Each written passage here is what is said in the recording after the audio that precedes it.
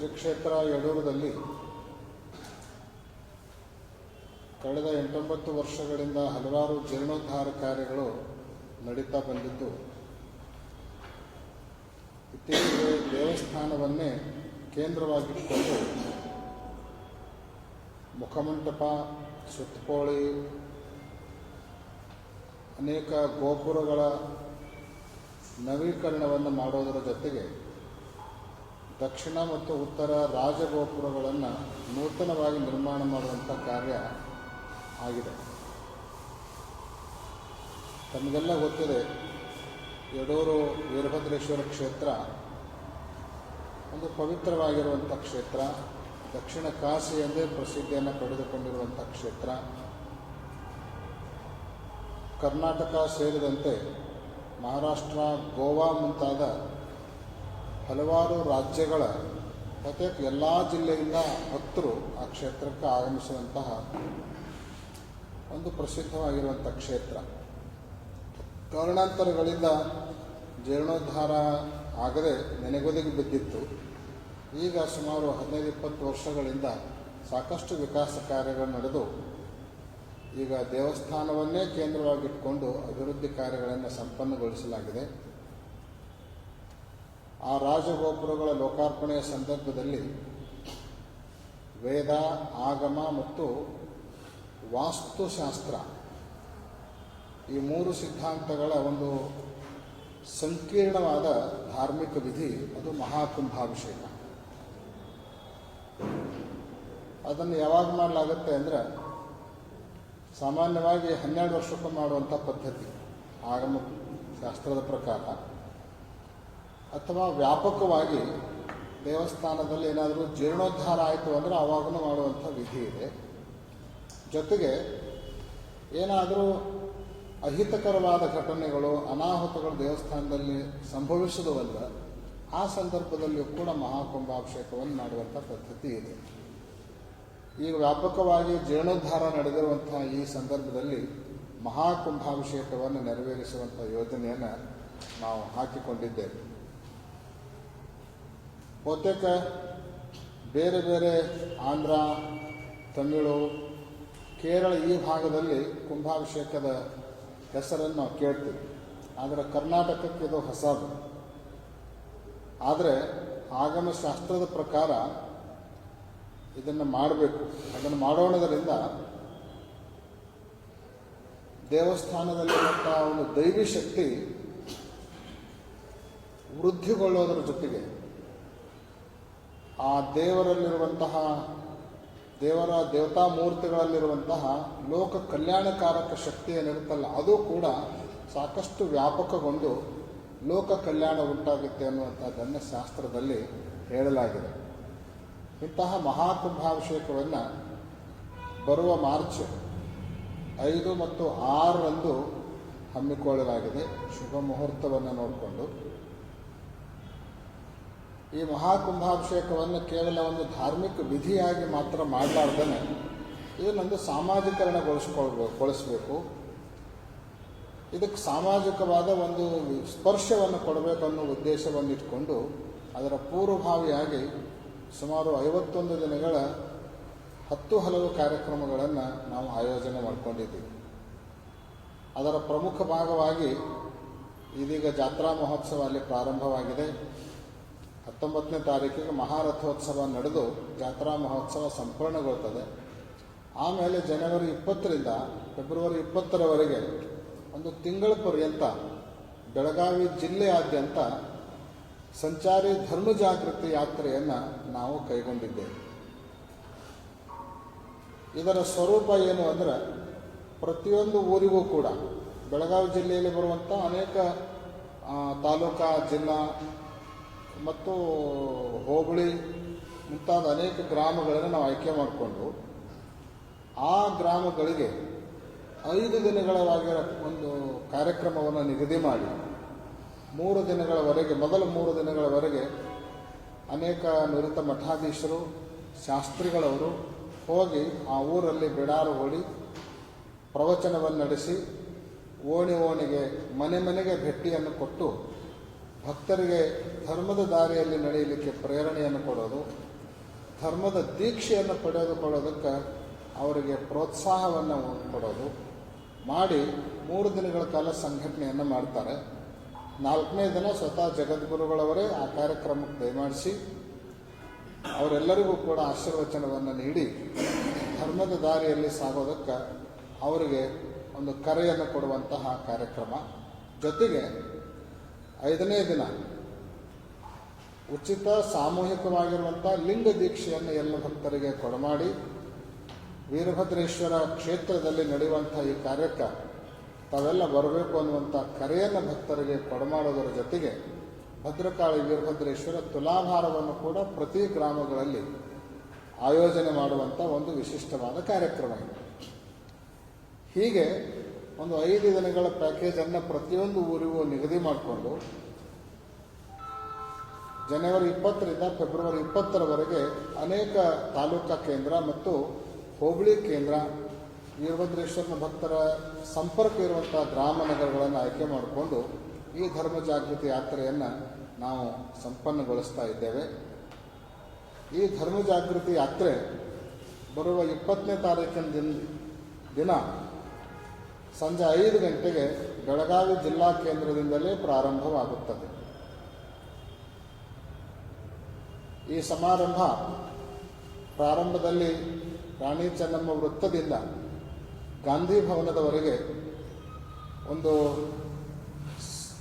ಸದ್ಭಾವನಾ ಪಾದಯಾತ್ರೆಯನ್ನು ಜರುಗಿಸಿ ಭದ್ರಕಾಳಿ ವೀರಭದ್ರೇಶ್ವರರ ಉತ್ಸವವನ್ನು ನಡೆಸಿ ಆ ನಂತರ ಉದ್ಘಾಟನಾ ಸಮಾರಂಭವನ್ನು ನೆರವೇರಿಸಲಾಗುತ್ತೆ.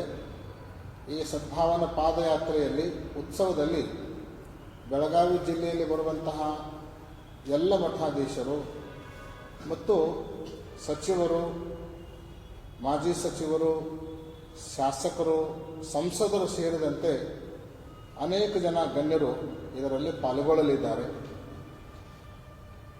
ಲೋಕ ಕಲ್ಯಾಣದ ಉದ್ದೇಶದಿಂದ ನಡೆಯುವಂತಹ ಈ ಧರ್ಮ ಜಾಗೃತಿ ಕಾರ್ಯಕ್ರಮ ದೇವತಾ ಕಲ್ಯಾಣದೊಂದಿಗೆ ಪ್ರಾರಂಭ ಆಗಬೇಕು ಅನ್ನೋ ಉದ್ದೇಶವನ್ನು ಇಟ್ಕೊಂಡು ಧರ್ಮ ಜಾಗೃತಿ ಯಶಸ್ವಿ ಆಗೋದಕ್ಕೆ ದೇವತಾ ಆಶೀರ್ವಾದನೂ ಕೂಡ ಲಭಿಸಬೇಕು ಅನ್ನೋ ಉದ್ದೇಶವನ್ನು ಇಟ್ಟುಕೊಂಡು ಈ ಉದ್ಘಾಟನೆಯ ಸಂದರ್ಭದಲ್ಲಿಯೇ ಗಾಂಧಿ ಭವನದಲ್ಲಿ ಭದ್ರಕಾಳಿ ವೀರಭದ್ರೇಶ್ವರರ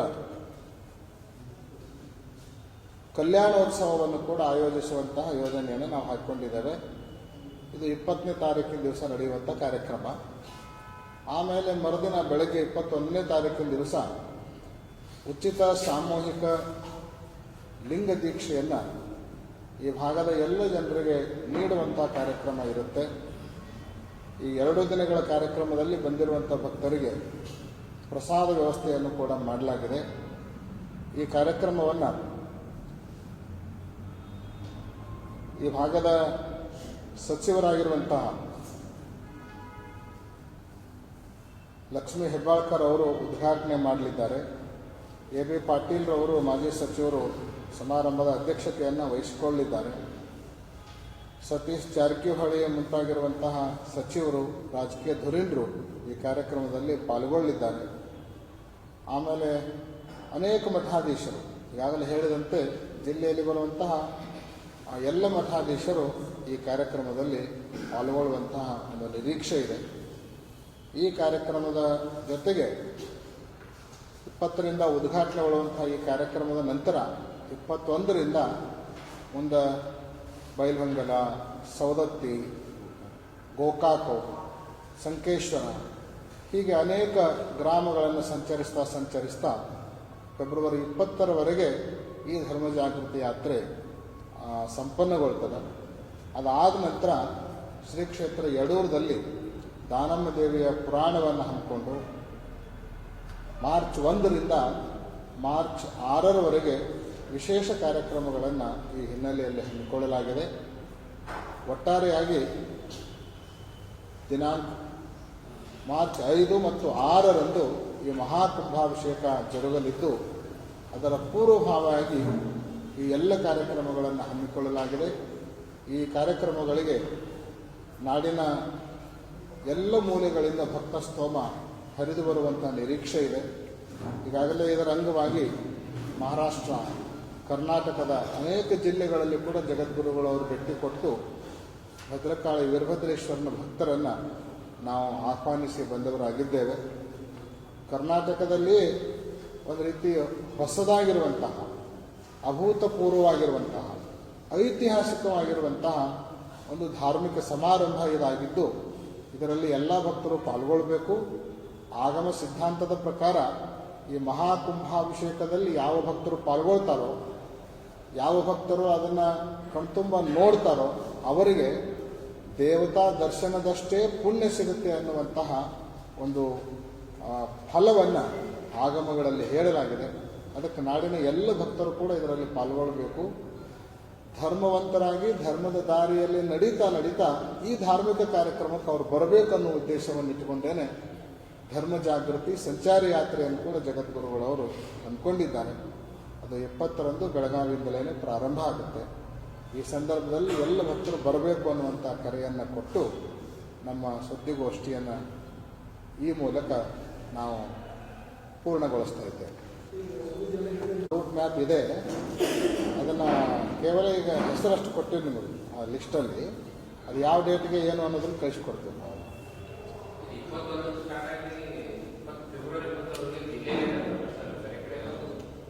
ಈ ಜಿಲ್ಲೆಯಾದ್ಯಂತ, ಬೆಳಗಾವಿ ಜಿಲ್ಲೆಯಾದ್ಯಂತ.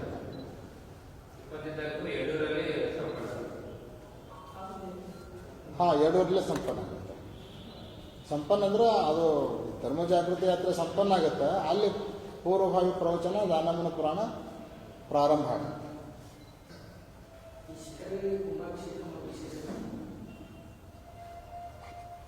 ಈಗಾಗಲೇ ಹೇಳಿದಂತೆ ಸಾಮಾನ್ಯವಾಗಿ ಹಿಂದೂ ದೇವಾಲಯಗಳಲ್ಲಿ ಪ್ರತಿ 12 ವರ್ಷಕ್ಕೊಮ್ಮೆ ಈ ಮಹಾಕುಂಭಾಭಿಷೇಕವನ್ನು ನೆರವೇರಿಸಬೇಕು ಅನ್ನುವಂತಹದ್ದು ಒಂದು ವಿಧಿ. ಒಂದು ವೇಳೆ ಅವಾಗ ಮಾಡಲಿಕ್ಕೆ ಆಗಲಿಲ್ಲ ಅಂದ್ರೆ ಯಾವಾಗ ದೇವಸ್ಥಾನದ ಜೀರ್ಣೋದ್ಧಾರ ಮಾಡ್ತೀವಲ್ಲ, ವ್ಯಾಪಕವಾಗಿರುವಂಥ ಜೀರ್ಣೋದ್ಧಾರ, ಸುಮ್ಮನೆ ಒಂದು ಸಣ್ಣ ಕಲ್ಲಿಟ್ವಿ ತೆಗೆದ್ವಿ ಅದಲ್ಲ, ಆಮೂಲಾಗ್ರವಾಗಿರುವಂಥ ಜೀರ್ಣೋದ್ಧಾರವನ್ನು ಯಾವಾಗ ನಾವು ಮಾಡ್ತೀವೋ ಆ ಸಂದರ್ಭದಲ್ಲಿ ವಿಶೇಷವಾಗಿ ನೂತನವಾದ ಗೋಪುರಗಳು ಮತ್ತು ರಾಜಗೋಪುರಗಳು ಯಾವಾಗ ನಿರ್ಮಾಣ ಆಗ್ತಾವೋ ಆ ಸಂದರ್ಭದಲ್ಲಿ ಮಹಾಕುಂಭಾಭಿಷೇಕವನ್ನು ನೆರವೇರಿಸಬೇಕು ಅನ್ನುವಂಥದ್ದು ಒಂದು ಧಾರ್ಮಿಕವಾಗಿರುವಂಥ ವಿಧಿ.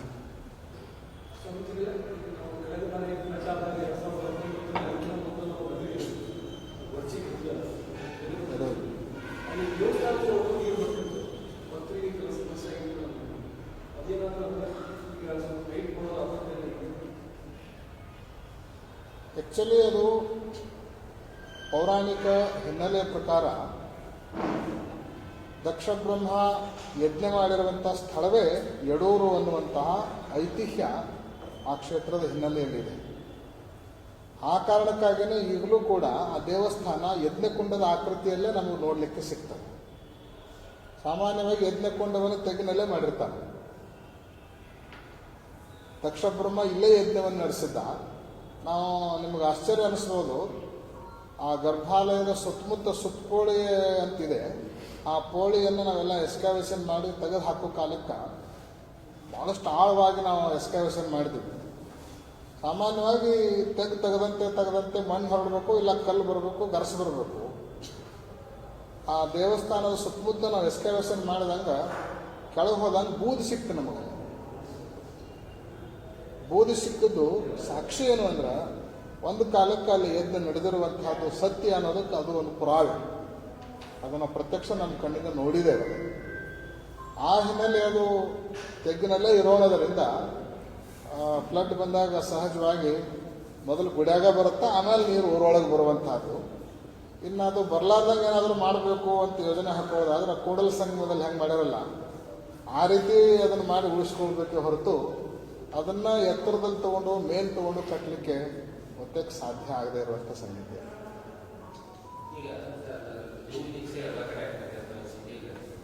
ಎಲ್ಲ ಕಡೆಗಳು ಯಾವ್ಯಾವ ಗ್ರಾಮಗಳನ್ನು ನಾವು ಆಯ್ಕೆ ಮಾಡ್ಕೊಂಡಿದ್ದೀವಿ ಆ ಎಲ್ಲ ಗ್ರಾಮಗಳಲ್ಲಿಯೂ ಕೂಡ ಉಚಿತ ಸಾಮೂಹಿಕ ಲಿಂಗ ದೀಕ್ಷಾ ಕಾರ್ಯಕ್ರಮ ನಡೀತದೆ.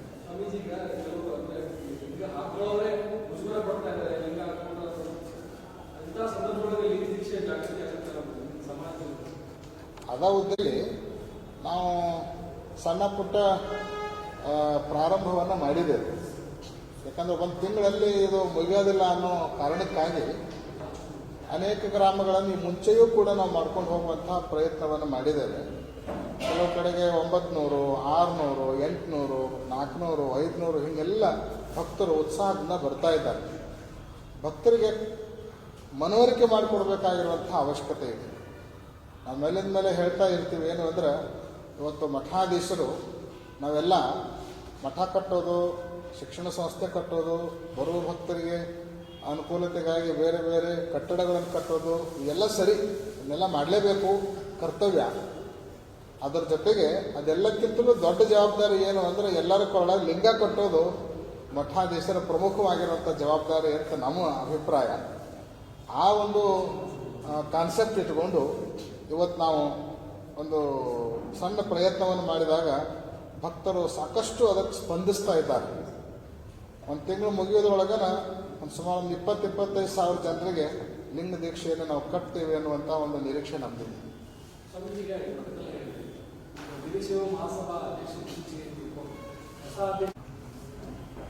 ಅದಕ್ಕೆ ಅದರದೇ ಆಗಿರುವಂಥ ಒಂದು ಬಯಲ ಇದೆ. ಆ ಬಯಲಾದ ಪ್ರಕಾರನೇ ಅದರ ನಿಯುಕ್ತಿ ಆಗ್ತದೆ. ಅದಕ್ಕೆ ಇದ್ದಂತೆ ಸದಸ್ಯರಿರಬೇಕು, ಇದೇ ಮೀಟಿಂಗ್ದೊಳಗನ ಅವ್ರನ್ನ ಆಯ್ಕೆ ಮಾಡಬೇಕು, ಅದಕ್ಕೆ ಇವರೇ ಮತ ಹಾಕಬೇಕು, ಇಂಥ ಎಲ್ಲ ರಿಸ್ಟ್ರಿಕ್ಷನ್ ಆ ಬಯಲಾದಲ್ಲಿ ಇದ್ದಾವೆ. ಅದರ ಪ್ರಕಾರ ಯಾರು ಅರ್ಹ ವ್ಯಕ್ತಿಗಳು ಇರ್ತಾರೋ ಅವರನ್ನು ಆಯ್ಕೆ ಮಾಡುವಂಥ ವ್ಯವಸ್ಥೆ ಮಹಾಸಭೆಯಲ್ಲಿ ಆಗುತ್ತೆ. ಈಗ ನಾವು ಯಾರನ್ನೋ ಹೇಳಿದೀವಿ, ಅದಾಗಲಿಲ್ಲ, ಹಂಗೆ ಆಗೋದು ಬೇಡ. ಎಲ್ಲರೂ ನಮ್ಮವರೇ ಇರ್ತಾರೆ, ಒಳ್ಳೆಯವ್ರನ್ನ ಆಯ್ಕೆ ಮಾಡಿಕೊಂಡು ಸಕ್ರಿಯವಾಗಿ ಆ ಕಾರ್ಯ ನಡೀಬೇಕು ಅಂತ ನಾವು ಭಾವಿಸ್ತೀವಿ.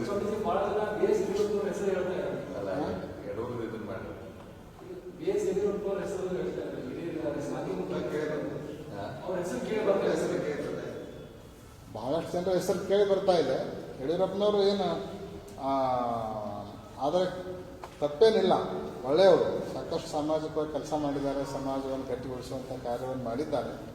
ಆದರೆ ಅದು ಪ್ರಕ್ರಿಯೆಗೆ ಅನುಗುಣವಾಗಿ ಆಗುತ್ತೆ. ಎಲ್ಲರೂ ಕೂಡ್ಕೊಂಡು ಒಂದು ಒಳ್ಳೆಯ ಆಯ್ಕೆಯನ್ನು ಮಾಡ್ತಾರೆ ಅನ್ನುವಂಥ ವಿಶ್ವಾಸ ನಮಗಿದೆ.